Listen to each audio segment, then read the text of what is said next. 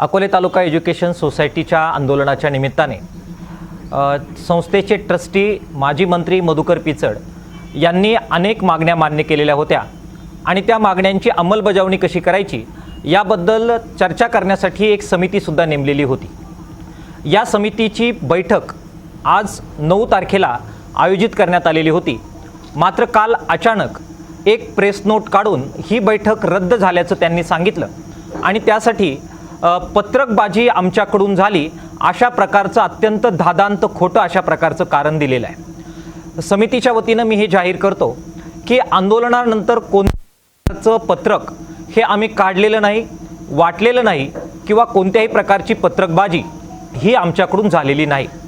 आमची जी अंतर्गत बैठक झाली त्या बैठकीत जे निर्णय झाले त्याच्याबद्दल पत्रकारांना संबोधित करणारी प्रेस नोट ही रिलीज करण्यात आलेली होती आणि अशी प्रेस नोट रिलीज करणं हे आंदोलकांचं किंवा कोणत्याही संघटनेचं एक अत्यंत महत्त्वाचं लपवाछपवीचा तो मामला नाही। त्यांना लपवाछपवी करण्याची आवश्यकता असू शकते, मात्र आम्हालाही काही कुणापासूनही काही लपवायचं नसल्यामुळे समितीचे जे निर्णय झाले ते सर्वदूर जावेत, सर्वसंमती त्याची बनावी यासाठी काढलेली ती प्रेस नोट होती। त्या प्रेस नोटमध्ये संसदीय भाषा होती, कोणालाही दुखावलेलं नव्हतं। आम्हाला साधी प्रेस नोट काढायची सुद्धा बंदी। आम्ही प्रेस नोट काढली तर त्याचं कारण देऊन तुम्ही चर्चा नाकारणार। मात्र तुमचं वर्तन कसं आहे? आंदोलन ज्यावेळी संपलं त्यावेळी आंदोलक आणि संस्था चालक यांच्यामध्ये एक तह झालेला होता। त्या तहाच्या पार्श्वभूमीवर ज्या मागण्या मान्य झाल्या त्याची पुढील 6 महिन्यात अंमलबजावणी करण्याचं लेखी आश्वासन माननीय माजी मंत्री मधुकर पिचड साहेब यांच्या सहीने लेखी आश्वासन देण्यात आलेलं होतं। खरं तर त्या आश्वासनानंतर या समितीची पुढील बैठक होईपर्यंत त्यांनी आहे तशी परिस्थिती कायम ठेवण्याची जबाबदारी त्यांच्यावर होती। त्यांनी काय केलं? ही त्यांची जबाबदारी त्यांनी बिलकुल पार पाडली नाही। किंबहुना आमच्या राष्ट्रवादी काँग्रेसच्या काही सदस्यांनी आंदोलनाला पाठिंबा देण्यासाठी नैतिकता म्हणून जे राजीनामे दिलेले होते ते राजीनामे अत्यंत घिसाडघाई करून, कुरघोडी करून, विश्वासघात करून हे मान्य केले, मंजूर केले आणि ते धर्मादाय आयुक्तांना सादर केले। आम्ही साधी प्रेस नोट काढायची नाही, यांनी मात्र बैठक पहिली होईपर्यंत सुद्धा थांबायचं नाही आणि सरळ राजीनामे मंजूर करायचे, कुरघोडी करायची आणि सगळं जी काही नैतिकता आहे आंदोलनाची त्याचा चकणाचूर करायचा हे कार्य त्यांच्याकडून घडलेलं आहे। खरं तर ज्यावेळी अशा प्रकारे त्यांनी पहिली या सगळ्या घटनाचा भंग केला आणि अशा प्रकारे राजीनामे मंजूर केले त्याच वेळी यांची नियत ही साफ नाही हे पुरेशा प्रमाणात स्पष्ट झालेलं होतं।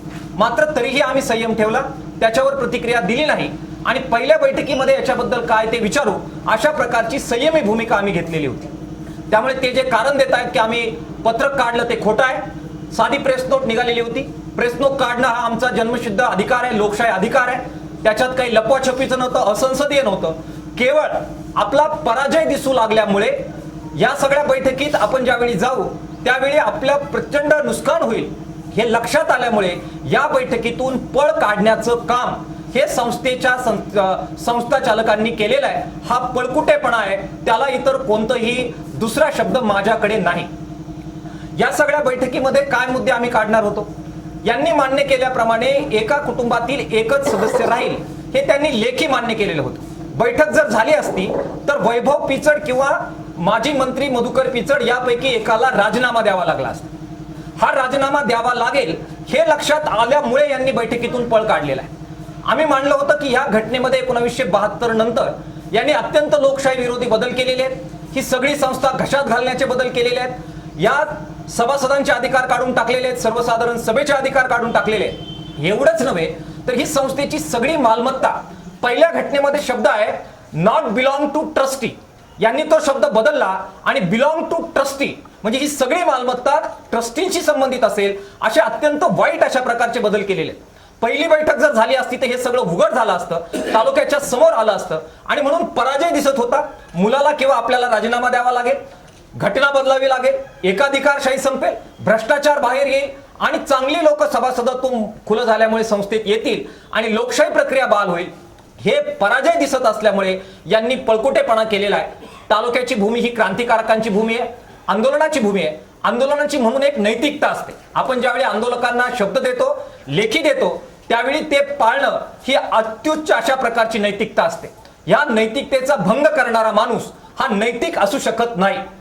या तालुक्याला राघोजी भांगऱ्यांच्या क्रांतिकारक इतिहासाचा वारसा आहे. बुवा नवले, मुरली मास्तर नवले, अनेक क्रांतिकारक ज्यांचं स्मारक आपण इथे बांधलेलं आहे, अनेक क्रांतिकारकांचा वारसा आहे. या क्रांतिकारक वारशाला काळिमा फासण्याचं काम आपला शब्द फिरून संस्था चालकांनी केलेला आहे. मी अत्यंत कडव्या शब्दात त्यांचा निषेध करतो. आमचे राजीनामे स्वीकारण्याचं आणि त्यातून कुरघोडी करण्याचं, काही लोकांना हाताशी धरून आमच्यावरच बुमरॅंग करण्याचं जे अत्यंत नीच प्रकारचं कारस्थान हे सत्ताधाऱ्यांकडून झालं, त्याचा सुद्धा मी कडव्या शब्दात निषेध करतो. आज या पत्रकार परिषदेला मुद्दाम होऊन राजीनामा दिलेले सगळे मान्यवर आहेत. आपल्या पत्रकारांच्या समोर आम्हाला त्यांना मुद्दाम होऊन आणायचंय असं पसरवलं गेलं की आम्ही त्यांचे राजीनामे घेण्यासाठी आंदोलन करत होतो. ही कुठली भाषा? आमची एकजूट आहे, आम्ही एकत्र आहोत, एकत्र संघर्ष करतोय. आंदोलनाला पाठिंबा देण्यासाठी त्यांनी राजीनामे दिलेले आहेत. या सगळ्या कुरघोड्यांचा पर्दाफाश झाला आणि त्यामुळे त्यांनी पळ काढलेला आहे. मी आवाहन करतो की नैतिकता पाळा. माजी मंत्री मधुकर पिचड हे स्वतः मंत्री राहिलेले आहेत. हा शिवबाचा महाराष्ट्र आहे. दिल्या शब्दाला प्राण न्यौछावर करणारा हा महाराष्ट्र आहे. बोलू तैसे चालू अशा प्रकारची संतांची वाणी असणारा हा महाराष्ट्र आहे. तुम्ही आम्हाला शब्द दिलेला आहे, लेखी दिलेला आहे, मान्य केलेला आहे, जनतेला सगळ्यांना सांगितलेलं आहे. एक प्रेस नोटचा बहाणा करून तुम्ही दिलेल्या शब्दापासून तुम्ही जर पळणार असाल तर मला माफ करा. आपल्याबद्दल, आपल्या वयाबद्दल पुरेसा आदर व्यक्त करून मी आपल्याला बोलतो की पुढची पिढी तुमचा हा शब्द फिरवण्याचा जो प्रकार आहे तो कधीही विसरणार नाही. या वयामध्ये ज्यावेळी तुम्ही अत्यंत प्रदीर्घ अशा प्रकारचं आयुष्य जगलेलं आहे आणि या तालुक्याच्या सामाजिक राजकीय आयुष्यामध्ये संबंध राज्याच्या सामाजिक आयुष्यामध्ये भाग घेतलेला आहे, शेवटी तुमच्याकडून असं होणं हे शोभणारी गोष्ट नाही. मी आव्हान करतो की पुनर्विचार करा. मी आव्हान करतो की दिलेला शब्द पाळा. मी आव्हान करतो की जे लेखी दिलंय बोले तैसा चाले असं वागा आणि त्याची अंमलबजावणी करा. ती जर केली नाही तर आंदोलनाचा मार्ग खुला आहे. काय मार्ग राहील, कसं पुढे गेलं जाईल याच्याबद्दल इतर सर्व मान्यवर बोलतील. मी आव्हान करतो, लोकशाही पाळा, दिलेला शब्द पाळा, नीतिमत्ता पाळा. राघोजी भांगऱ्यांचा वारसा सांगता राघोजी भांगऱ्याने स्वतःच्या शब्दासाठी स्वतःचं शिर कापून दिलं. त्या क्रांतिकारक वारशाला जागा, एवढंच आवाहन करतो. धन्यवाद.